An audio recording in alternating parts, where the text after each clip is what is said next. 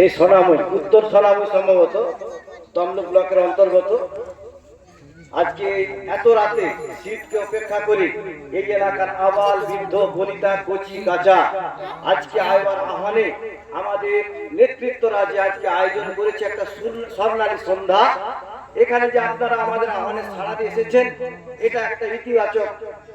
বন্ধুগণ, আপনারা জানেন পূর্ব মেদিনীপুর জেলার হাট, পূর্ব মেদিনীপুর জেলার হৃদয় হচ্ছে তমলুক শহর। আপনাদের জানা উচিত এই তমলুক পলকটা হচ্ছে পূর্ব মেদিনীপুরের প্রবেশদ্বার।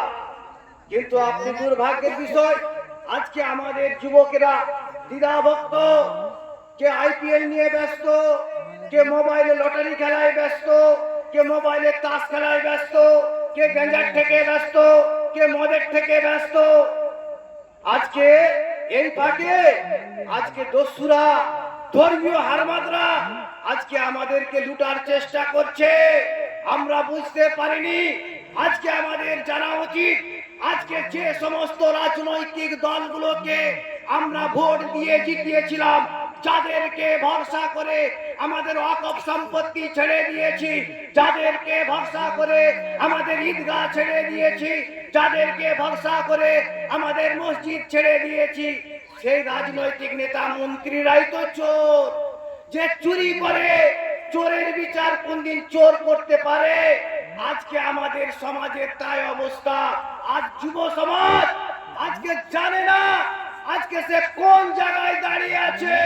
আমাদের সুপ্রিমো ভাইজান সৈয়দ রুহুল আমিন সাহেব, তাই তো তিনি ডাক দিয়েছেন আগামী 14ই ডিসেম্বর আপনার এই প্রশাসনের নাকের ডগায় নিমতৌড়িতে আমরা আসছি।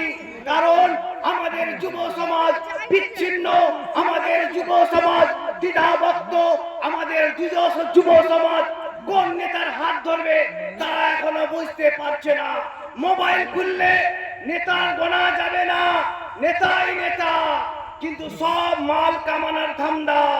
আপনারা একটু লক্ষ্য করে দেখুন, যে নেতা কলকাতার রাজপথ থেকে জেলার অলিগলিতে চিৎকার করে, আপনারা দেখুন তাদের সেটিং কোন মন্ত্রীর সঙ্গে হয়ে আছে।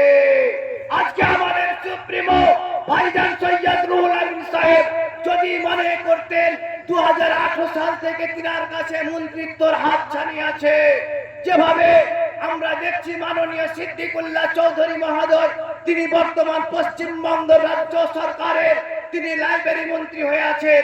আমাদের ভাইজান বলছেন না, ওরকম মন্ত্রী আমার চাই না, ওরকম ক্ষমতা আমার চাই না। তার কারণ আমি যদি মন্ত্রী হয়ে যাই সেটা আমার সম্মান বাড়বে, আমার পিছনে পুলিশ থাকবে, আমার ভালো ভালো গাড়ি থাকবে, আমি ভালো ভালো জায়গায় যেতে পারবো। কিন্তু আমার সেই যে সমাজ, পিছিয়ে পড়া সংখ্যালঘু সমাজ, তাদের কোনো উপকার হবে না।